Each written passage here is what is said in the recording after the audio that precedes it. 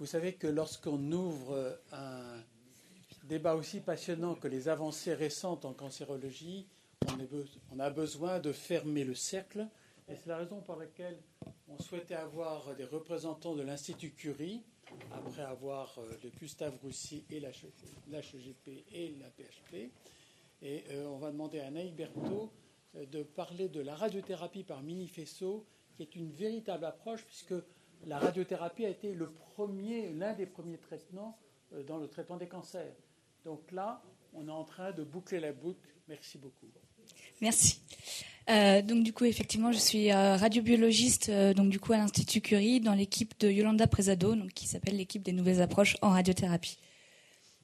Et aujourd'hui, donc je vais vous parler de la radiothérapie par mini-faisceau. Donc la radiothérapie, ça reste l'une des modalités clés du traitement contre le cancer. Elle contribue à la moitié des rémissions et surtout améliore la qualité de vie de nombreux patients. Après la chirurgie, ça reste la modalité de traitement la plus efficace pour l'instant. Cependant, elle n'est pas efficace dans tous les cas. Donc, ce qui va se passer, c'est qu'en fait, les tissus sains qui sont présents dans le champ d'irradiation vont limiter la dose que l'on peut délivrer à la tumeur et vont être responsables des effets secondaires. Et cette tolérance de dose, du coup, de dose des tissus sains va limiter la dose que l'on peut délivrer à la tumeur et compromettre le traitement, notamment pour les tumeurs radiorésistantes, les tumeurs volumineuses, mais aussi certains cancers pédiatriques à cause de l'incidence trop forte d'effets secondaires toxiques. Et aujourd'hui, en fait, on fait face à un changement de paradigme. De nouvelles techniques ne se concentrent plus uniquement sur cette tolérance de dose des tissus sains, mais vont essayer de moduler les paramètres physiques de l'irradiation pour pouvoir moduler la réponse biologique. En effet, actuellement, on est dans une radiothérapie qui va être guidée par la technologie, c'est-à-dire que on se focalise sur comment limiter la dose que l'on dépose au tissu sain pour pouvoir limiter les effets secondaires. Mais même si les avancées technologiques ont permis de diminuer cette dose et donc les effets secondaires associés au traitement, aujourd'hui on a atteint un plateau technologique. Et du coup, la modulation de la réponse au traitement va passer par la modulation de la réponse biologique. Et donc du coup, on passe d'un paradigme où la radiothérapie doit déposer une dose létale dans chaque cellule tumorale de manière homogène pour pouvoir éradiquer la tumeur grâce à une mort cellulaire dite directe, à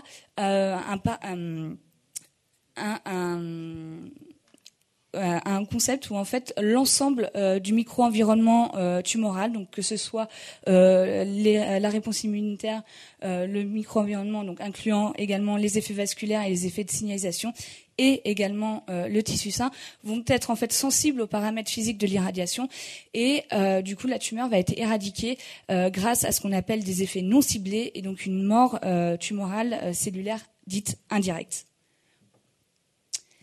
Donc la radiothérapie conventionnelle va être limitée à quelques paramètres physiques que je pense vous connaissez bien, en tout cas pour les oncologues. Donc du coup un schéma de fractionnement à 2 grès par fraction, 5 fractions par semaine, sur 5 à 7 semaines. Donc ça c'est vraiment le fractionnement classique qu'on peut adapter en fonction. Dans 90% des traitements, c'est un faisceau de photons, notamment des rayons X, et surtout, on a une distribution homogène de la dose, toujours dans le but donc de déposer cette dose létale dans chaque cellule tumorale afin de contrôler la tumeur. Et aujourd'hui, du coup, avec la radiothérapie par mini-faisceau, on change complètement ce paradigme. C'est-à-dire que cette fois-ci, on va chercher à avoir la distribution de dose la plus hétérogène possible au niveau de la tumeur. Donc la radiothérapie par mini-faisceau va utiliser des mini-faisceaux comme un peigne très fin pour irradier donc la tumeur et les tissus sains environnement. Et les faisceaux sont donc submillimétriques, on est entre 500 et 700 micromètres. Et ils vont être espacés de 1 à 4 fois cette largeur de faisceau. Et donc du coup, on va pouvoir déposer une forte dose dans ce qu'on appelle le pic et des plus faibles doses dans ce qu'on appelle donc les vallées. Alors cette technique est née au niveau des synchrotrons, où elle a démontré en fait sa capacité à préserver la moelle épinière, mais également le tissu sain cérébral, et ce jusqu'à 100 grès en une seule fraction. Et à ce moment-là, cette technique a aussi démontré sa capacité à augmenter la survie des rats porteurs de gliome pour la première fois. Et ensuite, l'équipe, donc notamment ma directrice d'équipe, Yolanda Presado, a, dans un premier temps, implémenté la radiothérapie par mini-faisceau ou MBRT au centre de protonthérapie de l'Institut Curie.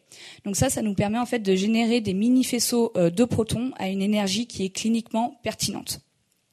Et dans cette configuration, on a pu démontrer une très nette diminution des neurotoxicités radio-induites, avec notamment moins d'astrogliose, moins d'activation de la microglie, une préservation des fonctions émotionnelles et motrices, et également une préservation de la mémoire.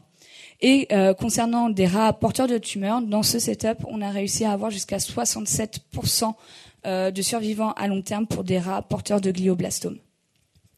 Et peu de temps après, donc cette technique a été implémentée sur ce qu'on appelle le Small Animal Radiation Research Platform, qui est une plateforme d'irradiation dédiée au petit animal, qui génère des rayons X et qui est du coup beaucoup plus abordable que la ligne de protonthérapie et qui nous permet en fait de faire des études beaucoup plus systémiques.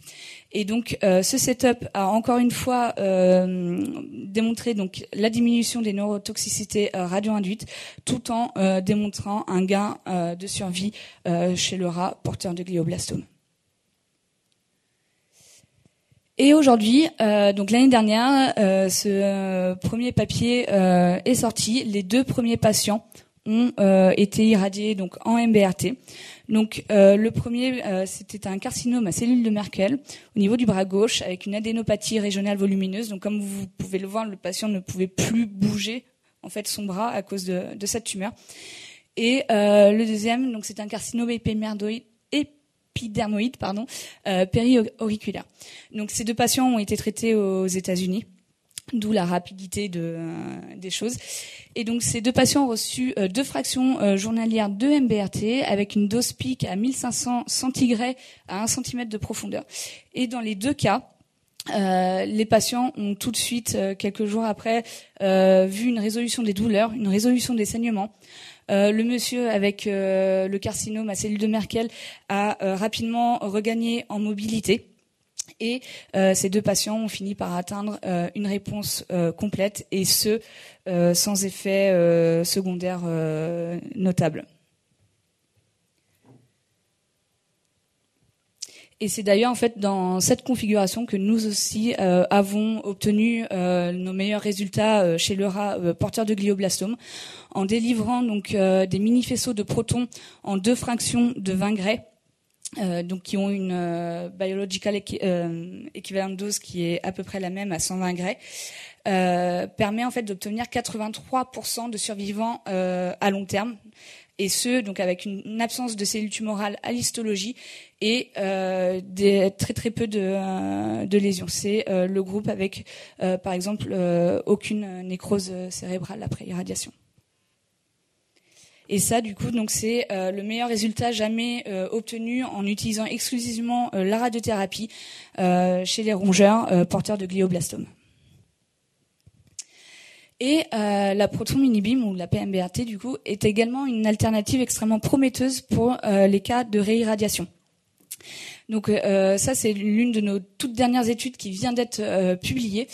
Donc du coup, quand on réirradie avec donc la radiothérapie conventionnelle, CRT, on a une altération transitoire de l'activité locomotrice, exploratrice, on a des niveaux d'anxiété beaucoup plus élevés chez les animaux, et on a également un impact assez important sur leurs fonctions cognitives, que ce soit la mémoire ou l'apprentissage spatial. Et à l'histologie, on observe également des lésions cérébrales importantes, notamment au niveau de l'hippocampe. Et quand les animaux sont irradiés avec la PMBRT, en fait, on observe que les performances de ce groupe-là sont similaires au groupe non irradié. Donc, on a une préservation de la mémoire, de l'apprentissage spatial, de l'activité locomotrice, exploratrice, et on n'a pas d'anxiété chez ces animaux-là. Et à l'histologie, donc, on a des lésions extrêmement réduites et beaucoup plus localisées que ce qu'on observe quand on réirradie donc en radiothérapie conventionnelle. Quand on a vu ces superbes résultats donc sur le glioblastome, qui est, j'ai oublié de le dire, une tumeur extrêmement radio-résistante, très compliquée à traiter encore aujourd'hui, on s'est dit faut qu'on le teste ailleurs. Et donc du coup on s'est challengé un petit peu et on a choisi le poumon. Donc le poumon parce qu'évidemment c'est l'un des cancers les plus nombreux au monde, et parce que en fait le poumon était un organe très compliqué pour la PMBRT, parce que en fait les mouvements cardio-respiratoires pourraient totalement blurrer le pattern de pic et de vallée. Et donc du coup ce qu'on a fait, c'est qu'on a placé les souris de façon verticale, donc pour que les mini-faisceaux arrivent comme ça, pour pouvoir essayer de minimiser l'impact de ces mouvements cardio-respiratoires. Donc on n'a pas utilisé de système de gating, de tracking ou quoi que ce soit. Les souris étaient juste anesthésiées et respiraient librement. Et on a délivré donc une fraction de 17 Gray en thorax entier. Et ce qu'on a pu observer en premier, c'est que tout simplement la PMBRT permettait en fait de limiter l'impact sur la survie des souris. Donc le groupe irradié en protonthérapie conventionnelle, sa survie a été impactée notamment à cause du développement de la fibrose pulmonaire radio-induite. Au niveau pulmonaire, ils n'arrivaient plus à respirer. Et la PMBRT, on a eu un seul décès dans le groupe, et on a rétrospectivement vu que c'était parce que probablement 2 mini-beams étaient passés sur le cœur, alors qu'on essayait d'en faire passer qu'un seul. Et donc du coup, on a eu de la fibrose cardiaque qui a entraîné une insuffisance pulmonaire chez cette souris. Et donc du coup, on a fait un suivi CBCT, donc des scanners du poumon de souris. Et vous pouvez voir donc au bout de 29 semaines, dans le groupe conventionnel, on a un volume pulmonaire qui est quasiment totalement fibrosé, alors qu'en PMBRT, on a vraiment très peu de fibrose. Et on distingue presque... Oups. Non, dans l'autre sens. Hop. Et on distingue en fait, alors là c'est la trachée, le centre, mais on distingue le trajet des faisceaux en fait sur les images scanners. Et donc du coup on a regardé comment se comportaient les progéniteurs pulmonaires après MBRT, et en le comparant toujours à la protonthérapie conventionnelle. Et en fait on a vu que la PMBRT permet de préserver, voire d'avoir une légère réaction des cellules épithéliales alvéolaires de type 2, qui sont des progéniteurs qui permettent la réparation de l'alvéole. Et on a une très légère déplétion des cellules club, mais qui est beaucoup moins importante qu'en conventionnel. Et donc du coup, c'est la préservation de ces deux types de progéniteurs associés permettrait en fait de limiter le développement de la fibrose pulmonaire radio-induite. On a également vu que l'infiltration des macrophages était similaire dans les deux groupes, mais le pattern d'infiltration était totalement différent. En PMBRT, on a des foyers de macrophages, alors qu'en conventionnel, on a des macrophages dans l'ensemble du volume pulmonaire. Et donc du coup, la PMBRT permet de diminuer le développement de la fibrose pulmonaire radio-induite, tout en préservant les capacités de régénération du tissu pulmonaire. Donc aujourd'hui, il nous manque encore l'image complète de comment fonctionne, pourquoi on a de tels résultats en PMBRT, puisqu'il est maintenant indéniable que c'est efficace. Alors dans la littérature, plusieurs hypothèses ont été émises, comme donc une activation immunitaire antitumorale avec des effets abscopales, donc à distance sur soit des sites secondaires, soit des sites métastatiques.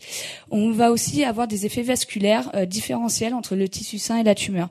Donc on pourrait avoir une dégradation de la vasculature au sein de la tumeur, ce qui permettrait d'augmenter la mort indirecte, et une préservation de la vasculature saine, qui permettrait aussi aux abords en fait de faciliter l'infiltration anti-immunitaire, immunitaire antitumorale, pardon.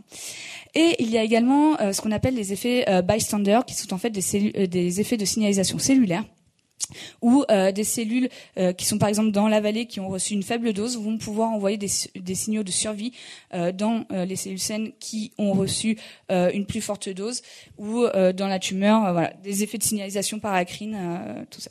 Et donc du coup, au laboratoire, nous nous sommes intéressés dans un premier temps à l'implication du système immunitaire dans cette réponse. Et donc du coup, nous avons irradié des rats nude qui n'ont pas de lymphocytes T. Et on a comparé la réponse au traitement par rapport aux rats immunocompétents. Donc chez les rats immunocompétents, on a effectivement une augmentation de la survie des rats par rapport au groupe non irradié. Et par contre, chez les immunodéficients, on a une absence totale de réponse au traitement. Donc ça nous a mis sur la piste que les lymphocytes T jouent un rôle clé dans la réponse à la PMBRT. Alors on a ensuite quantifié par flow cytométrie les différentes populations cellulaires immunitaires que l'on pouvait retrouver dans notre tumeur. Donc on a pu voir que de toute façon, donc les deux modalités d'irradiation induisaient un recrutement immunitaire et notamment lymphocytaire très important dans la tumeur. Il y a également donc du coup de manière intéressante, la PMBRT induisait plus d'infiltration par des cellules T mémoire. Et on a également plus d'infiltration par les cellules B. Donc on s'est ensuite intéressé aux signaux inflammatoires. Donc on a regardé les cytokines au sein de la tumeur. Donc pour l'interféron, le TNF, IL6, IL1, CXCL1 et VEGF. On n'a pas vu grande différence entre les deux modalités de traitement, mais on a bien une augmentation de certaines de ces cytokines à 7 jours post-irradiation. Et du coup, on s'est intéressé en fait à la distribution spatiale de nos cellules immunitaires au sein de la tumeur. Donc ça, c'est une étude qui a été faite par immunofluorescence multiplexée. Et donc du coup, on a déterminé 3 zones d'analyse. Donc le centre de notre tumeur, le tissu adjacent qui va être en fait un petit peu tumoral, un petit peu de tissu sain, et vraiment la périphérie qui est du tissu sain. On n'est plus dans la tumeur à cet endroit-là. Et donc du coup, ce qu'on observe, c'est que la MBRT, ici en bleu, induit un recrutement légèrement plus important des lymphocytes T au centre de la tumeur par rapport à la conventionnelle, que ce soit donc c'est aussi également le cas au niveau du tissu adjacent et en périphérie. Et on a aussi une infiltration du coup des lymphocytes B au niveau du tissu adjacent et de la périphérie. Pour aller un peu plus loin et vraiment avoir une vue compréhensive de ce que pouvait être le landscape immunitaire après PMBRT, donc on a fait une étude de single cell RNA-seq. Donc on a pris notre tumeur, on a séparé les cellules immunitaires et on a analysé ces cellules immunitaires en single cell. Donc on a identifié donc des T-cells, des monocytes et des macrophages et des cellules dendritiques. Et quand on a zoomé en fait sur ces T-cells, donc on a identifié différentes populations. Donc des CD8 mémoire, des CD8 impliqués dans la réponse à l'interféron, des naïves, des prolifératines, etc., etc. Et on a pu voir que en fait la PMBRT au sein de ces cellules immunitaires, notamment des cellules T, CD8 mémoire, des CD4 et des Treg, on a induit l'expression de chaperone HSP, mais également des voies de signalisation de l'interféron. On a également observé que contrairement à la protonthérapie conventionnelle, la PMBRT n'induit pas de marqueurs d'exhaustion chez les lymphocytes T. Donc, ce qui pourrait expliquer en fait l'efficacité de la réponse antitumorale. On a également vu que la PMBRT permet en fait d'augmenter les interactions entre les populations lymphoïdes et myéloïdes via l'axe CXCL10 CXCR3 qui a déjà été montré en fait qui permet en fait de recruter les lymphocytes dans la tumeur. Et donc du coup, ensemble, ces données semblent nous montrer que la PMBRT en fait permet de booster la réponse immunitaire antitumorale en fait en préservant les lymphocytes T. Et dernièrement, on s'est demandé si, du coup, la PMBRT pouvait activer une mort qu'on appelle immunogénique. Donc, c'est une mort cellulaire qui ressemble à de l'apoptose, mais qui relâche certains éléments clés, notamment donc qui expose la calréticuline sur les cellules tumorales et qui permet de relarguer HMGB1, ce qui va en fait, c'est sensible. Et qui va, in fine, en fait, permettre activer les cellules dendritiques via les toll-like récepteurs, et donc du coup d'aller activer et maturer les lymphocytes dans les ganglions. Et de manière assez surprenante, non. La PMBRT n'induit pas de mort immunogène, donc ce n'est pas le mécanisme par lequel ça agit. On a moins d'exposition de la calréticuline sur les cellules tumorales par rapport au conventionnel, et on n'a même pas détecté en fait la libération d'HMGB1. Et l'ensemble de ces résultats, en fait, on les retrouve également en photons, où on a une absence de réponse, donc d'ERA immunodéficient, et où la MBRT va induire en fait un recrutement extrêmement rapide dès 2 jours post-irradiation des lymphocytes au centre de la tumeur. Donc la MBRT, c'est en bleu. Ici, vous avez l'ensemble des T-cells, les CD8 et les CD4. Et on voit bien du coup que au centre de la tumeur, la MBRT est beaucoup plus efficace à induire un recrutement extrêmement précoce des lymphocytes. À 7 jours post-irradiation, les différences se sont effacées. Mais de manière assez intéressante, on observe plus de CD4 au centre de la tumeur après conventionnel. Donc, ce qui est très intéressant ici, c'est qu'en fait, la MBRT induit un recrutement immunitaire différent sur le plan spatio-temporel. On a vraiment quelque chose de très différent de ce qui se passe en conventionnel. Et donc du coup, on a eu l'idée d'associer ça avec des CAR-T. Hein. on reste dans le thème.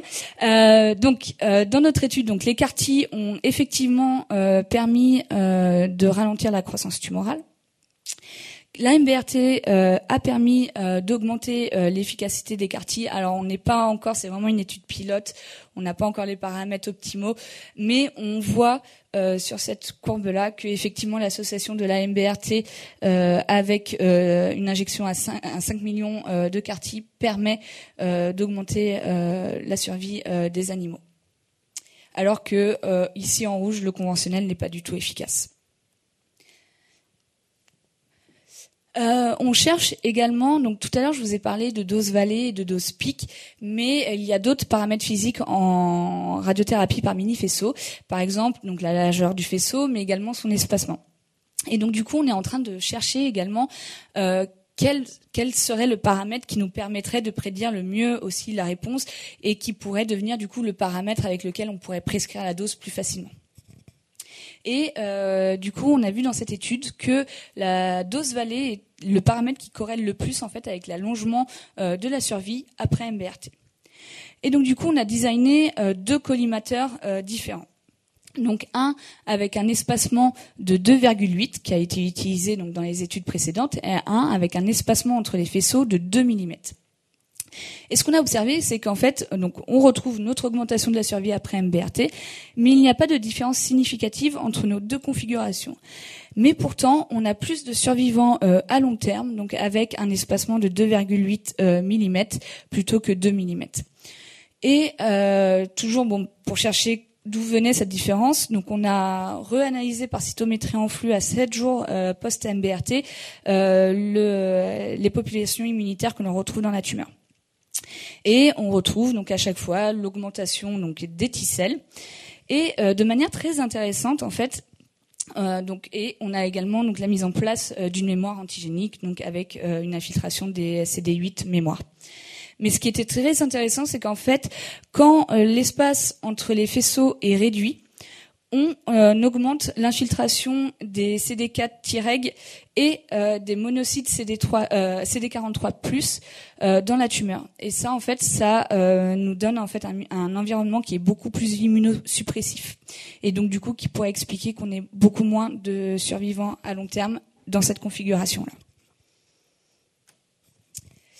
Et pour notre dernière étude, nous avons en fait utilisé une analyse de spatiale transcriptomique. Donc c'est quelque chose qui est entre l'histologie et le single cell. en fait, on a des petites slides comme ça où on a mis notre tumeur. Et en fait, ces slides vont permettre de garder le contexte morphologique du tissu.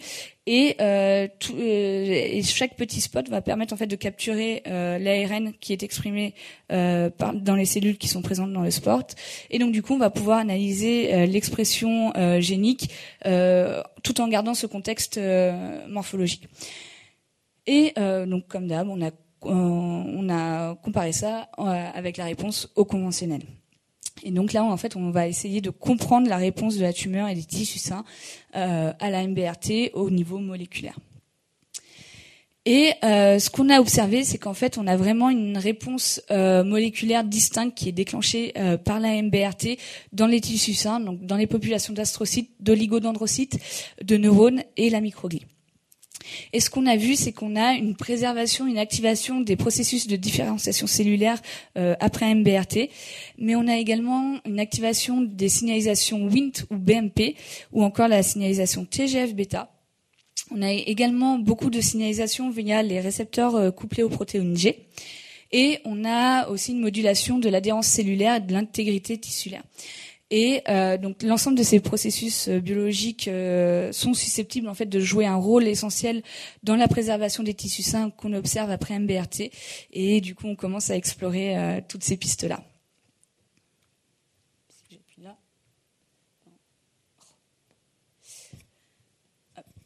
Et cette analyse nous a permis aussi de nous intéresser, comme je vous disais, dans l'étude de single cell, on a vu que la MBRT permettait d'augmenter les interactions entre le compartiment lymphoïde et le compartiment myéloïde via l'axe CXCL10, CXCR3. Et dans cette étude, on retrouve ce réseau de communication.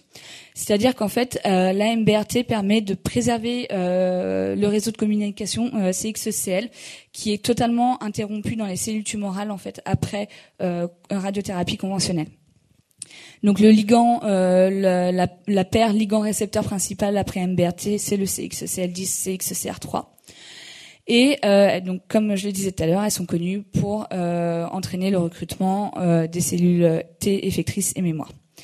Et donc, du coup, j'ai déjà pu confirmer qu'on a bien une augmentation de CXCL10 à 4 jours post-irradiation dans le micro-environnement tumoral après MBRT, ce qui n'est pas le cas après conventionnel ici en vert. Et du coup, en fait, l'ensemble ici, ça pourrait en fait tout simplement favoriser l'infiltration efficace des lymphocytes T au centre de la tumeur, comme on l'a observé sur nos premières études.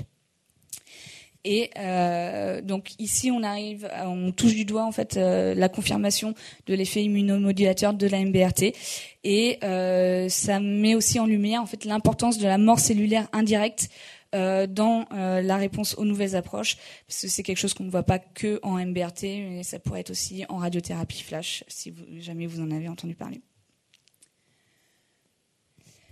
Alors, qu'apporte la radiothérapie par mini-faisceau aujourd'hui ? Déjà, une préservation des tissus sains avec vraiment très très peu de lésions, et des lésions assez localisées, peu étendues, et surtout une augmentation du coup de l'index thérapeutique. Ça apporte vraiment un nouvel espoir pour tout ce qui est tumeurs difficiles à traiter, les tumeurs radiorésistantes et les cancers pédiatriques. Je pense que vous avez vu les images de l'étude des Américains. Enfin, quand on n'arrive plus à plier son bras, je pense qu'il y en a beaucoup. Et d'ailleurs, l'un des deux messieurs était très réticent au fait de se faire soigner. Il voulait pas se faire opérer, il voulait pas de traitement, et ils ont réussi à le convaincre de tenter ça. Et du coup, maintenant il fait un suivi régulier, il a compris. Donc c'est assez cool. Et du coup, la MBRT permettrait en fait aussi d'appliquer des schémas d'hypofractionnement sans toxicité. Donc ça, on l'a vu, avec 2 fractions, on obtient une réponse complète sans effet secondaire. Et donc c'est plutôt très intéressant.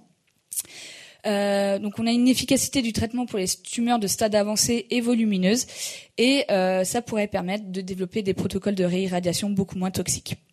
Et du coup, on a une potentielle synergie avec l'immunothérapie, vu l'infiltration que la MBRT permet de déclencher post-irradiation. On a tenté avec les CAR-T. Il y a une autre étude qui est en cours avec PD1, mais pour l'instant, on en est au début encore. Et donc du coup, on commence à avoir une preuve irréfutable donc de l'effet immunomodulateur de la MBRT. On a également un début de preuve d'effet vasculaire avec une modulation, une dégradation de la barrière hémato-encéphalique dans le TME. J'ai pas eu le temps de vous le présenter malheureusement. Et du coup, avec les voies TGF, Wnt, BMP et les processus de différenciation cellulaire, on a une importance des effets de signalisation cellulaire dans la réponse au typhus 1. Je vous remercie et surtout je remercie toute l'équipe actuelle, passée et celle en Espagne.